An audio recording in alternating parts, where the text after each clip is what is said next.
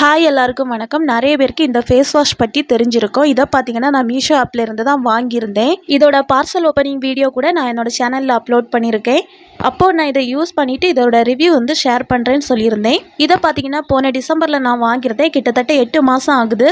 8 மாதமாகவே இந்த face wash தான் நான் யூஸ் பண்ணிகிட்ருக்கேன். உங்களுக்கு பார்க்கும்போதே தெரியும், இந்த பாட்டிலில் முக்கால்வாசி நான் காலி பண்ணிட்டேன்.